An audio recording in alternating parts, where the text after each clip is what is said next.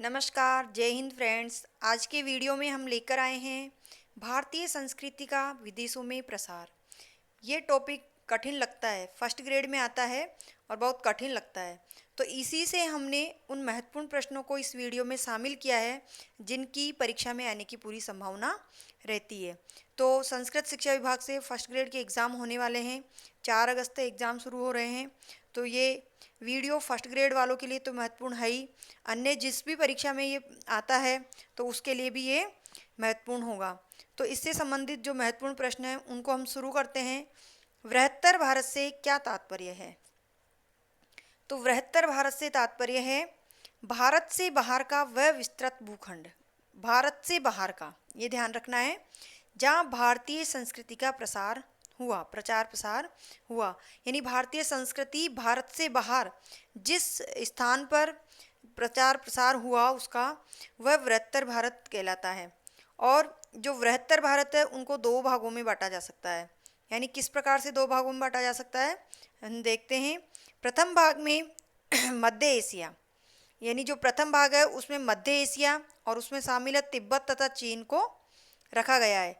यानी जो मध्य एशिया वाला पहला भाग है उसमें तिब्बत और चीन को रखा गया है, जबकि दूसरे भाग में हिंद, चीन तथा पूर्व द्वीप समूह की गणना की जाती है। यानी जो वृहत्तर भारत है, भारत से बाहर का वह भूखंड जहाँ भारतीय संस्कृति का प्रचार प्रसार हुआ। और ये 2 भागों में इस वृहत्तर भारत को बांट सकते हैं। तो प्रथम भाग में तो मध्य एशिया जिसमें तिब्बत और चीन को रखा गया है, वहीं दूसरे भाग में हिंद, चीन तथा पूर्व द्वीप समूह की गणना की गई है। आगे क्वेश्चन में हम इसी से संबंधित प्रश्नों को हल करेंगे। जो तिब्बत, चीन और जो पूर्वी द्वीप का भाग है, हिंद, चीन है, वहाँ पर कैसे हमारी भारतीय संस्कृति प्रचलन में आई और भारतीय संस्कृति को कैसे लोगों ने अपनाया, कैसे धर्म को अपनाया और कौन से धर्म का बाहर प्रचार प्रसार हुआ। मध्य एशिया किसे कहा जाता है? तो मध्य एशिया कहा जाता है चीन, भारत तथा ईरान के बीच स्थित प्रदेश को। ये जो 3 देश है इसके बीच में आने वाले जो प्रदेश है उनको मध्य एशिया कहा जाता है। यानी एशिया के देश है ये, जो मध्य भाग में ये देश आते हैं उन और जो अन्य भाग आते हैं उस भाग को मध्य एशिया कहा जाता है। भारतीय संस्कृति का प्रमुख केंद्र कौन सा था? तो भारतीय जो संस्कृति का प्रचार प्रसार हुआ उसमें सबसे प्रमुख केंद्र कौन सा रहा? तो प्रमुख केंद्र रहा खोतान, खोतान का राज्य इसका प्रमुख केंद्र रहा, जहाँ अशोक के पुत्र कुणाल ने बौद्ध परंपरा के अनुसार हिंदू राज्य की स्थापना की। देखते हैं किसने की? अशोक के पुत्र कुणाल ने। किस धर्म की? बौद्ध धर्म की। यानी बौद्ध धर्म की बौद्ध परंपरा के अनुसार ही वहाँ के राज्यों को स्थापित किया। जो हमारे हिंदू राज्य हैं उनकी स्थापना भारत से बाहर हुई। करने वाले कौन थे? अशोक के पुत्र कुणाल, और बौद्ध धर्म को प्रसारित किया। आगे देखते हैं कुणाल के पौत्र। देखो केवल अशोक के पुत्र कुणाल ने ही नहीं वहाँ राज्य स्थापना की, उसके बाद आने वाली पीढ़ियाँ भी वहाँ पर शासन किया और अपने धर्म को चलाया, अपनी भारतीय संस्कृति को जीवित रखा। तो कुणाल के पौत्र विजित संभव, क्या नाम था? विजित संभव। वह उसके बाद आने वाले, यानी विजित संभव के बाद भी देखो कितनी पीढ़ियों ने वहाँ पर शासन किया। शासकों ने विजित की उपाधि धारण करना शुरू कर दी, यानी विजित की उपाधि धारण करना शुरू करी। वहाँ के जो शासक थे वहाँ जीतते गए तो उन्होंने विजित की उपाधि धारण करना शुरू कर दिया। कुणाल के पौत्र विजित संभव के 5वें वर्ष भारत से कौन सा विद्वान आया?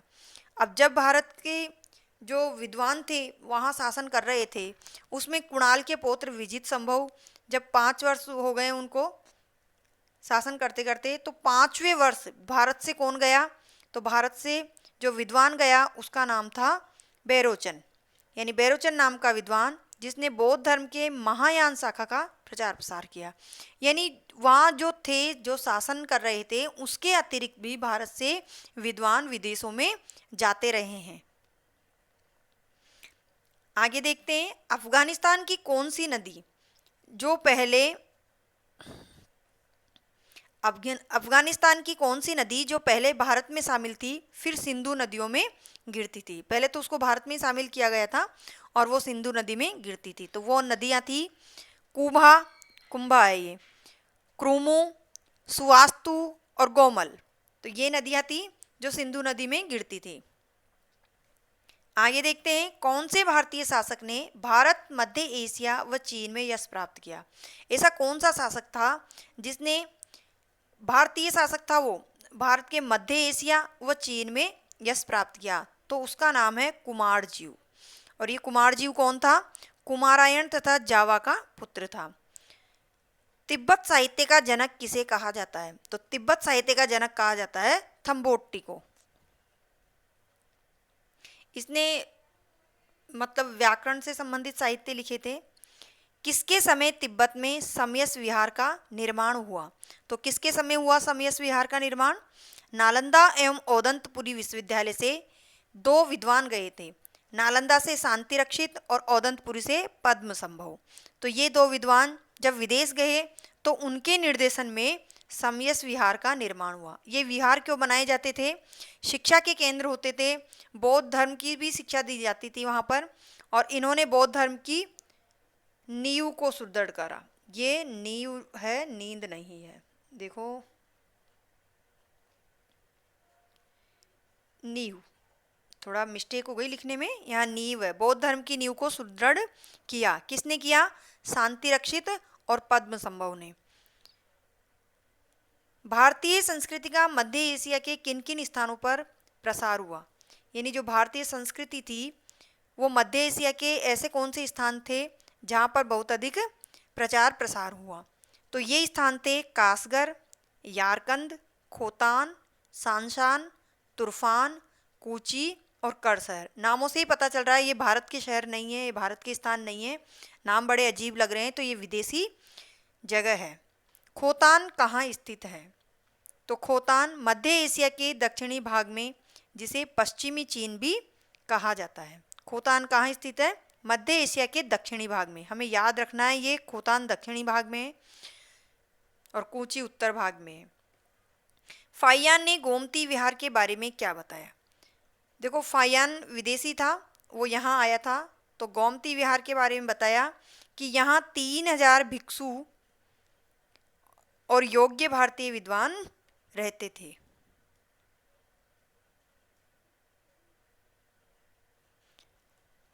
आगे देखते हैं, फाहियान के अनुसार नए विहार को बनने में कितना समय लगा? तो नए विहार को बनने में समय लगा 80 वर्ष। देखो कितना समय लगा है।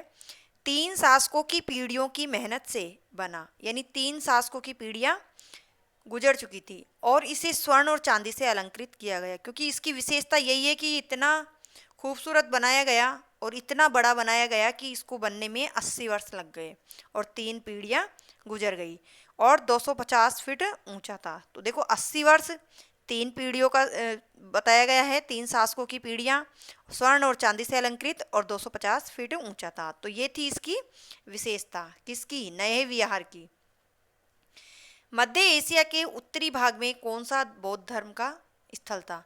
देखो पहले हमने दक्षिणी भाग में देखा और ये है उत्तरी भाग, तो हमें ध्यान रखना है उत्तरी भाग में कूची और दक्षिणी भाग में खोतान था। कूची के प्राचीन नरेशों के किस प्रकार के नाम मिलते हैं? तो कूची के जो प्राचीन नरेश थे उनके नाम है हरिपुष्प, हरदेव, स्वर्णपुष्प, स्वर्णदेव, सुवर्णदेव। तो देखो ये नाम कैसे हैं? बिल्कुल भारतीय नाम है, यानी वहाँ के जो नरेश थे वो इतने प्रभावित थे कि भारतीयों के समान नाम रखने लगे। पूर्वी द्वीप समूह में कौन से द्वीप सम्मिलित है? इन्हें भारतीय क्या कहते थे? तो पूर्वी द्वीप समूह में जो द्वीप सम्मिलित है उन्हें भारतीय क्या कहते हैं? हम देखते हैं, सुमात्रा, जावा, बोर्नियो और बाली, ये है द्वीप, ये पूर्वी द्वीप समूह में शामिल थे। और भारतीय इन्हें स्वर्ण भूमि क्या कहते थे? स्वर्ण भूमि और स्वर्णद्वीप, दो नामों से बोलते थे। ये गरम मसाले, स्वर्ण, बहुमूल्य धातुओं तथा खनिजों के लिए प्रसिद्ध जगह थी। कौन सी? पूर्वी द्वीप समूह में आने वाले सारे द्वीप जहाँ पर स्वर्ण, बहुमूल्य धातु व खनिज प्राप्त होते थे। आगे देखते हैं, 4वीं शताब्दी तक कूची में कितने स्तूपों का निर्माण हुआ? तो 4वीं शताब्दी तक 10,000 स्तूपों का निर्माण हो चुका था। सुमात्रा में सबसे प्राचीन हिंदू राज्य कौन सा था? तो जो सुमात्रा में प्राचीन राज्य है, हिंदू राज्य, वो था श्री विजय। कौन सा था? श्री विजय। और कौन से बंदरगाह पर स्थित था? ये था ताम्रलिप्ति बंदरगाह पर स्थित। प्रथम शताब्दी में कौन से दो बौद्ध भिक्षु चीन गए? तो प्रथम शताब्दी में जो दो बौद्ध भिक्षु चीन गए थे उनके नाम है धर्मरत्न तथा काश्यप मातंग। देखो ये बहुत महत्वपूर्ण प्रश्न है, नाम याद रखना है हमें। धर्मरत्न तथा काश्यप मातंग। चीन सम्राट ने उन्हें रहने के लिए राजधानी में एक श्वेताश्वैर विहार बनवाया। श्वेताश्वैर विहार बनवाया। देखो कितनी इंपॉर्टेंस थी भारतीय विद्वानों की कि वहाँ उनके लिए रहने के लिए राजधानी में एक विहार बनवाया गया। और चीन के सम्राट को ऐसा स्वप्न आया कि वो सफ़ेद घोड़े पर बैठकर आए हैं, या तो वो बैठकर गए होंगे इसीलिए स्वप्न में ऐसा दिखाई दिया। इनके लिए राजधानी में श्वेताश्वैर विहार बनवाया गया था। चीन का बौद्ध काल किसे कहा गया है? तो चीन का बौद्ध काल कहा गया है तांग काल को। ध्यान रखना है हमें, क्योंकि बौद्ध धर्म भारतीय धर्म है और इसका विदेशों में प्रचार प्रसार हुआ, यानी विदेशों में बौद्ध धर्म को अपनाया। तो जो बौद्ध काल किस चीन में किसको बौद्ध काल कहा, किस वंश को या किस समय को? तो आंसर है हमारा तांग काल। और क्यों? क्योंकि मध्य एशिया के अनेक बौद्ध प्रचारक चीन पहुंचे। उनमें से कुछ के नाम हैं धर्मरक्षक, कुमारजीव, धर्मक्षेप, गुणभद्र, दिवाकर, बोधि रुचि। ये जो धर्मरक्षक है वो चीन पहुंचे थे। द्वितीय अशोक किसे कहा गया? देखो अशोक सम्राट महान है, हमें पता है, क्योंकि नाम के आगे ही महान अशोक सम्राट कहा जाता है। लेकिन उसके जैसा और कौन सम्राट या शासक हुआ जिसे द्वितीय अशोक कहा गया? तो वो है कुषाण वंश के शासक कनिष्क। कनिष्क को द्वितीय अशोक कहा गया। तंत्रयान शाखा के संस्थापक कौन थे? तो तंत्रयान शाखा के संस्थापक थे अमोघ वज्र। महाभारत के समय तिब्बत को क्या कहा जाता था? तो महाभारत के समय या महाभारत में तिब्बत को त्रिविष्टप कहा गया। दूसरे इतिहास से यानी दूसरी जगह इसका नाम छोल का भी मिलता है। आनंद विहार का निर्माण किसने करवाया? तो आनंद विहार का निर्माण करवाया 11वीं शताब्दी में अनिरुद्ध नामक शासक ने। आनंद विहार ध्यान रखना है, इसका निर्माण 11वीं शताब्दी में हुआ और अनिरुद्ध नामक शासक ने करवाया। अशोक ने कौन से बौद्ध प्रचारक बर्मा में भेजे? अब हम बर्मा की बात करते हैं। बर्मा भारत से अलग हुआ था। उत्तर सोन स्थिरवीर, 3 जो बौद्ध विद्वान थे अशोक ने बौद्ध धर्म के प्रचार के लिए भेजे थे। और वहाँ पे शाक्य वंश पहले से ही था। चीन में पहले शाक्य वंश था, उस समय उत्तर शोण और स्थिवर नामक 2 विद्वानों को भेजा। बोरोबुदुर स्तूप का निर्माण किसने करवाया? बोरोबुदुर एक स्तूप है, इसका निर्माण किसने करवाया? वहाँ पर किसने करवाया? पूर्णवर्मा ने। बोरोबुदुर में पूर्णवर्मा नामक शासक था जिसने स्तूप का निर्माण करवाया, बोरोबुदुर स्तूप का। इस स्तूप में 9 चबूतरे हैं, 6 चौकोर व 3 गोल। तो ये किस प्रकार का बना हुआ है ये भी बताया गया है। इस स्तूप में विश्वधरा सूची में ये है विश्वधरा नहीं है, ये विश्व धरोहर है। तो इस स्तूप को विश्व धरोहर सूची में कब शामिल किया गया? तो इसे विश्व धरोहर सूची में शामिल किया गया 1991 में। यूनेस्को की विश्व धरोहर सूची में बोरोबुदुर स्तूप को 1991 में शामिल किया गया। और इसकी खोज किसने की? तो इसकी खोज की थी सर थॉमस स्टैमफोर्ड ने। किसकी खोज की थी? बोरोबुदुर स्तूप की सर थॉमस स्टैमफोर्ड रेफल्स द्वारा, पूरा नाम है ये। और कब की? तो समय पूछा जाए तो 1814 में। एशिया का सबसे बड़ा द्वीप कौन सा है? तो एशिया का सबसे बड़ा द्वीप है बोर्निया। अंकोर वाट का विष्णु मंदिर कहाँ स्थित है? तो अंकोर वाट का विष्णु मंदिर सिमरिप शहर, कंबोडिया में सिमरिप नामक शहर है, अंकोर नामक स्थान पर, मिकांग नदी के तट पर। विष्णु मंदिर के निर्माता कौन थे? जो अंकोर वाट में विष्णु मंदिर है उसके निर्माता थे सूर्यवर्मन द्वितीय। ये धरणीन्द्र वर्मन के शासनकाल में पूरा हुआ। कब बनकर पूरा हुआ? धर्मेंद्र वर्मन के शासनकाल में। विश्व का सबसे बड़ा धार्मिक स्मारक क्या है? तो विश्व का सबसे बड़ा धार्मिक स्मारक है अंकोर वाट विष्णु मंदिर। देखो ये अंकोर वाट से संबंधित प्रश्न महत्वपूर्ण है। शून्यवाद के प्रवर्तक कौन थे? तो शून्यवाद के प्रवर्तक थे नागार्जुन। आयुर्वेद के प्रसिद्ध विद्वान कौन थे? आयुर्वेद के प्रसिद्ध विद्वान थे चरक, और कनिष्क ने इसको आश्रय दिया।